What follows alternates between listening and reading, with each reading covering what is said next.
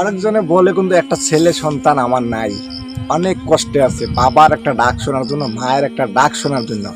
যারাই আল্লাহ তালা ছেলে সন্তান যাদেরকে দিয়েছে, আমি একটা কথা বলতে চাই, দেখেন ওই মা একটা মা ডাক শোনার জন্য কত আহাকার করতেছে।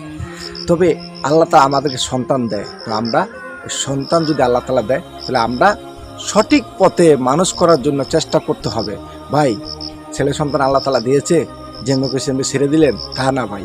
এটা যদি ছেলে সন্তান যদি আপনি মানুষ করতে পারেন, যে এই দুনিয়া যদি একটা ভালো একটা গাছ লাগাই দেওয়া যান, তাহলে কাল হাসরে মানে কিন্তু আপনার আমল চাইতে থাকবে। কীরকম?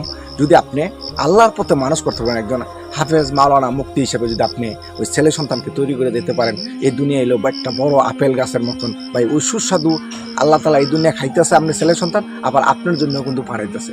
অর্থাৎ মানে কি, আমল করলে বা একটা কোরআন হাফেজ মাওলানা মুক্তি হইলে মানুষকে দিনের পথে বুঝাবে, এবং এই দুনিয়া কিন্তু তার সম্মানও আল্লাহ তালা বৃদ্ধি করে দিচ্ছে, এবং কি তার টাকা পয়সার অভাব হবে না। কারণটা কি, এই দুনিয়া উনি আরাম আয়সা থাকতেছে, আল্লাহ রাখতেছে। তবে আপনারাও এরকম যদি দোয়া করে আপনার ছেলে সন্তান, অবশ্যই আপনার হাতে এটুকু ইনশাল্লাহ পোষায় যাবে। আমি এটাই বলতে চাই যে ছেলে সন্তানগুলোর সঠিক পথে আপনারা মানুষ করবেন। আমার একটা আবেদন, আসলে কি আমরা ছেলে সন্তানকে সঠিক পথে মানুষ করতে চেষ্টাই করি না। চেষ্টা করলে ভাই অবশ্যই আপনার সন্তান, আপনার মেয়ে, আপনার পরিবার গোছায় রাখার দায়িত্ব কিন্তু আপনার।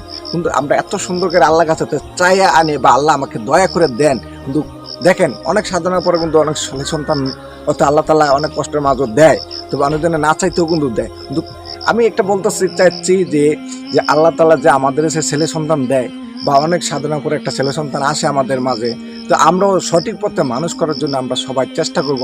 আসলে ছেলে সন্তান মানুষ করার দায়িত্ব কিন্তু আল্লাহ তাআলা, এখন আমরা জিম্মাদার। আমাদের সন্তান কিন্তু আমাদের না, সন্তান আল্লাহ তাআলা আমাদেরকে দিয়েছেন, এটা আমরা সঠিক পথে পরিচালনা করতে হবে। যদি সঠিক পথে পরিচালনা করতে পারি তাহলে আমরা দায়বদ্ধ হইতে পারবো।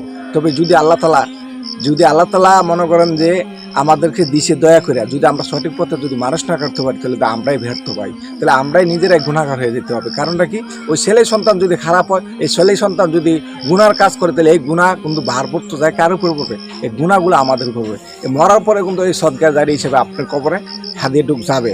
যদি ভালো, ওই যে বলছিলাম আপেল গাছ যদি রেখে যান, এই দুনিয়া ছেলে সন্তান আমল করবে, আর আপনার জন্য ভালো ভালো নেক আমল